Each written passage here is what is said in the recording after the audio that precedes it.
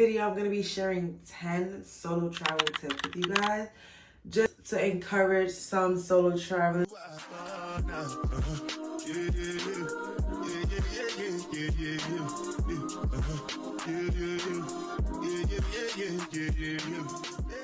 What's up YouTube, it's your girl Zane Simone. Welcome back to my channel. If you're returning, you already know you're a real one. If you're new, hey, what's up? Make sure you come join us by clicking that subscribe button. Make sure you guys leave a like and a comment. As you guys know, I love solo traveling. Make sure you guys go check out some of my solo travel vlogs.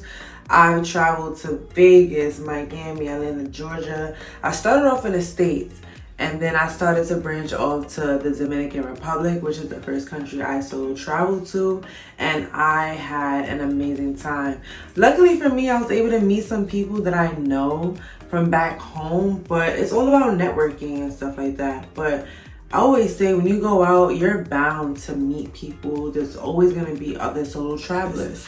So I'm going to have my iPad here for some notes. And let's get into tip number 1. Wherever you go, you want to do research. The research that you do on the place you want to go is going to set the foundation for your trip. So when you do research, you want to figure out what's the weather like. You want to figure out what's the culture. What is the laws? For example, some places weed is illegal. I don't know if I can say that. But some places you can smoke, some places you can't. That's just an example. Some places you could chew gum, for example. I'm about to go to Singapore, and I think in Singapore, I saw something. I didn't fact check this, but I saw some. Maybe I should have fact checked this. I'm about to go there. But I saw somewhere that chewing gum is illegal. So stuff like that. You just want to know what you can do and what you can't do, because you don't want to go somewhere you get caught up. For example, when I went to Dubai is a very religious country. So when you go there, especially during Ramadan, you want to dress a certain way. So on that note, we're doing research before we go somewhere just to make sure we're not out of place and we're prepared. Number 2, always share an itinerary with a family member. You want a friend, family member, someone you trust. You want them to know what you're doing day by day. So for my trip to Bali, even though I'm going with my mom, I made a whole itinerary. It's documented what we're going to do this day, what we're going to do this day at this time, what restaurant. That's just for safety reasons. So just in case something was to happen to you, it's documented and people know where you plan to go and what neighborhoods you're going to be in, just for safety purposes. Number 3, you want to pack smart. When I say pack smart, some countries don't have the same outlets we do as the United States. You're going to go to different countries. Specifically, this is for different countries. Different countries have different outlets. So you might want to order a universal charger outlet portal so that you can... It's loud outside, sorry. So you want to just make sure that you're packing smart, you're packing for the weather. You just want to make sure you're packing things so that you're going to be sufficient in these places and you don't have to... We need our phones. So you don't want to go nowhere and you don't even have a charger to charge your phone. You know what I mean? So we're doing research such as that. If let's say, for example, you're going to the Dominican Republic and you want to search up what type of outlet do I need for the Dominican Republic? What type of outlet do I need for China? What type of outlet do I need for Japan? Do research on that type of stuff. Step number 4, when you're going to other places, you have to call your mobile carrier and let them know, hey, and this is specifically more for out of country solo travel. You want to call your mobile carrier and tell them, hey, I'm going out the country for this amount of days. Make sure my service is going to be good in these countries. And you want to do this because you're going to go out the country. If you don't call your mobile carrier, either you're going to be charged a really high bill or you're not going to have any phone access. So this is something very essential you want to do before you leave. Yeah, so we want to make sure we're calling our mobile carrier and making sure we have phone access. You want to trust your gut.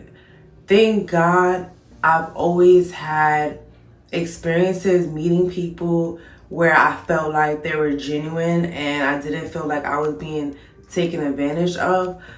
But you want to trust your gut. Like if something feels off, leave immediately. And of course, I'm gonna just reiterate these rules. You never want to put your alcoholic beverage down and walk away from it. If you put your drink down and you walk away, you get a new one. I don't care if it's no doubt about it. You're not walking away from your drink. You're not turning your head. Pay attention to your drinks. People will try you. People will try you. You have to pay attention to your drink. Please listen to me. If you put your drink down and you walk away, you go to the bathroom, don't trust anyone to watch your drink. Please. Thank you. Number 6, and this is also very important, you want to blend into the culture. You don't want to stand out too much. And I was just talking about this with my homegirl. When you go to certain places like Jamaica or the Dominican Republic, as a luxury girly, I try not to wear my flashy stuff outside of the resort. If you want to take your picture and your designer items, yes, you're gonna, bring your stuff so you can take pictures. But if you're leaving the resort, try not to take your flashy stuff with you. You don't want to stand out. You want to blend in. People will try you once again. They will try to rob you. They'll be looking at you for money. So you want to try to blend in and try not to stand out too much, because people are going to tell you're not from there and they will try to take advantage one way or another. So definitely just try to, take it down a couple of notches. Like, you don't have to wear like brand new stuff if you're going on an excursion or if you're going out on a town. And yeah, because I've heard many stories of things happening, even from the people that's not even wearing the most flashy stuff. They will still try you. So, and one of these places I heard this from a lot is in Colombia. So that's one place you want to be careful. I've never been to Colombia, but I have heard stories with the drinks, with the robberies. So no shade to Colombia. I do plan to visit maybe one day. I want to visit the whole entire world. But these are things that you have to do research on and know where you're going. Tip number 7, you want to make sure that you know how you're getting around before you even get there. This plays another part into doing research. Research what type of transportation services are you gonna have.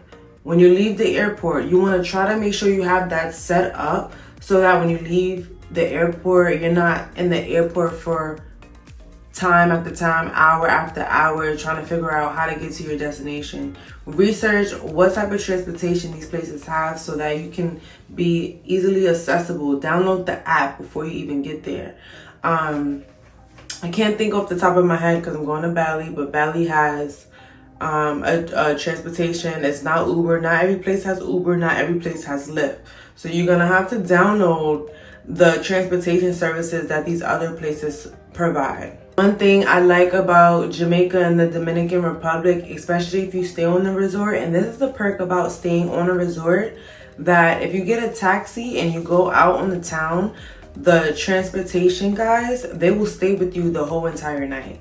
And I love that. No matter if you're there for 3 hours, 4 hours, 1 hour, they will stay in the van. They'll wait for you. They'll tell you what to watch out for, what to be careful for. So that's one thing about staying at a resort that I say, if you do travel out of town as a solo person, definitely a perk about staying at the resort. They will look out for you. The taxi drivers, they will stay with you the whole entire night. Step number 8, if you're staying in a hotel, resort, wherever you're staying, you want to make sure you use extra security on your door. So you know how the doors sometimes have locks on them and they have like the chain lock? You always want to make sure that you secure those extra locks. Some people, I haven't purchased this yet, but some people purchase extra secure locks. I'm gonna look it up and see if I could place it right here and place the link down in the description box where you guys can buy extra safety for the door. I'll do that research for you guys, so you guys can just go in my description box and go ahead and purchase that. I'll actually add that in my Amazon storefront. So if you guys do purchase the link, I will get a small commission. So we want to do that, and that's just for extra safety. You know, you want to feel secure in your room.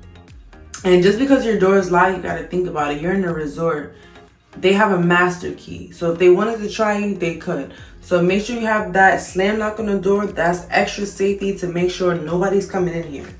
Tip number 9, just because you're solo traveling doesn't mean that you won't meet other people. You want to go on Airbnb and go to experiences, and they have different classes, different activities, and you'll find group activities, and 9 times out of 10 you're gonna meet people. And just try to be open to meeting people, and never tell anyone that you're solo. So let's say you're out in a town, you're out in a group activity, and they're like, oh, who you here with? Oh, I'm here with my mom, she's back out the room. Oh, I'm here with my friend, she's sleeping in her room.